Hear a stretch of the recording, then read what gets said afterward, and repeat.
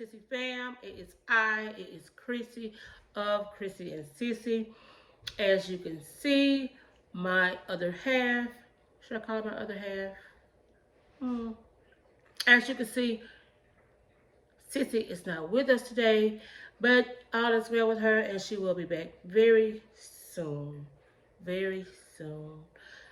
Before I get started, I want to thank everyone, all of our followers, the entire Chrissy&Sissy fam for just being so faithful to us, so persistent, just loving us, sticking with us. Thank you all so much for your support. And if you are new here, please settle in, sit back, and I do hope that something that is said today touches you to the point to where you too may want to subscribe to our channel. Please go ahead and do that. Subscribe, hit the notification bell so that the next time we upload a video, you will be amongst the first to know.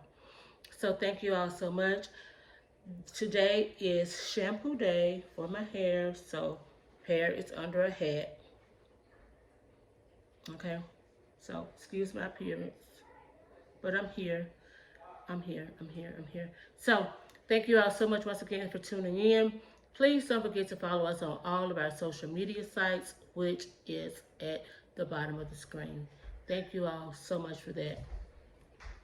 We have grown. The last time I checked, I'm thinking that we were almost at 180 subscribers. We're almost to 200. That is going to be a glorious day. It just seems like yesterday when we were just with one follower, but God has been so good and he has blessed us tremendously. So let's just go ahead and jump right into this lesson. It's going to be very short.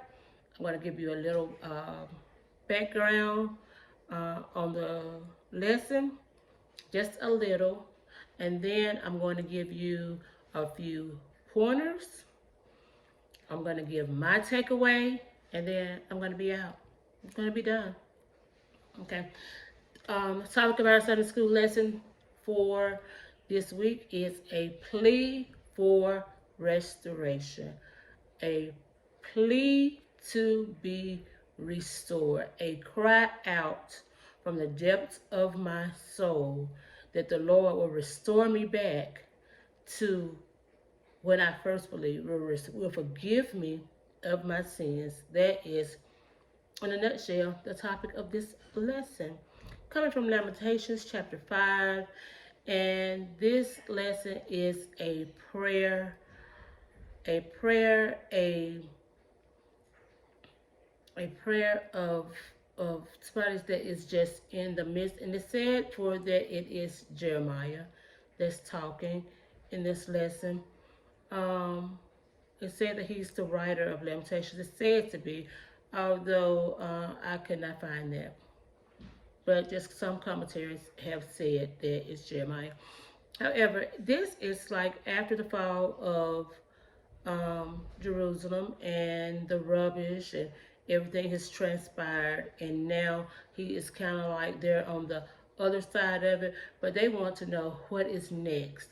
So now he's sitting there and he's talking to God, and he's like, God, remember when this happened and when that happened, and God, just remember. And I like that that he sits there, and when he's talking to God, he is being completely 100% transparent.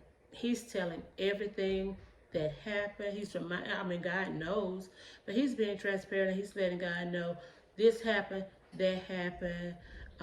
God, we're out. God, I don't want to go back. God, we don't want to be like this anymore. And it's not a selfish prayer. He's not only praying for himself, but he's praying for everyone as a whole. So he just wants to know, God, yes, God, this happened, and yes, God, that happened, but God, it's not my desire to be this way. I don't want to be that way. And some of us find ourselves in these places where we know better, and we know the way, we know the word, but we find ourselves being tempted by the world. We find ourselves sometimes hanging with the wrong people that leads us on a path of destruction. But God being who he is, just God being God, that's why I love him so much. He allows us to experience things for that, because we know the way. And he says, okay, so I think that sometimes if, you know, I think if I just step back, since they got it all under control, if I just step back and just watch the walls fall down, just let everything cave in around them, that they'll realize, and then they'll be back. But sometimes he just wants to get our attention. So we're there. And then our memory verse just kind of like sums up everything. Um, and it's like he's saying in Lamentations chapter 5, verse 21, let me read it. It says, turn thou us unto thee. Turn us back to you, O Lord, and we shall be turned. Renew our days as of old. Remember us, God. Remember when we serve you. Remember when I was faithful with you, Lord. Remember when my sole desire was to please you. God, turn back to me so that I can return to you. And God, if you give me another chance, I'll live for you, God. So this is all that's being said in the lesson. It's just showing us that there's nothing, literally, there's nothing new under the sun. Every time I get deep into a Sunday school lesson, especially like this lesson, I can see some things that transpired in my life when I was in the world, raised in the church, knew the way, but decided that I was old enough and grown enough that I want to do things my way. And this is a good part right here for me to just kind of like pause and talk to everyone that's coming up on your graduations. Congratulations! I'm proud of you. You made it 12 years of high school. Everyone that's coming up on their graduation, and now that you're getting ready to go off to college and you're getting ready to be be kind of like on your own, because you'll be in a dorm. Some of you may be venturing off doing some other things. Don't forget what your parents have taught you. Don't forget that they taught you the way, that they lived a life in front of you, that they carried you to church, they taught you how to pray, they taught you how to read your word. Don't forget that. Don't forget the warnings that they gave you about certain crowds. Don't forget that.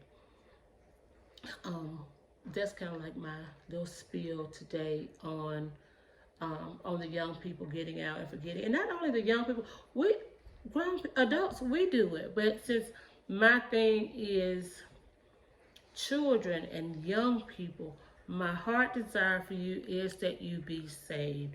This is one of those lessons, Lamentations, that you have to just kind of like read for yourself, dissect it, pull out pointers that will apply to you in your life. Here in this lesson, once again, it's kind of like he's reminding God of the things that happen. He's telling God about everything that he's gone through. But in the end, after he tells him all of that, he's like, God, turn back to me so that I can turn to you, so that we can get it together, so that we can live for you. And God, it's just like a plea. I mean, it's just like an honest, transparent moment that he is having with God, letting him know we've fallen, but we want to get up, we want to do better, we want to live for you. So that's the lesson in a nutshell. Pray that I didn't like ramble on. Pray that you did get something out of the lesson, and pray that it's something that you can apply to your own life. Read this chapter 5 for yourself, so that you can get a little something more out of it. Don't forget, I'm still waiting for you all to drop something in the comments about the lesson. If I missed anything, go ahead and share with me. There's nothing like studying the word for yourself. Just wanted to just give you a few pointers. Just wanted to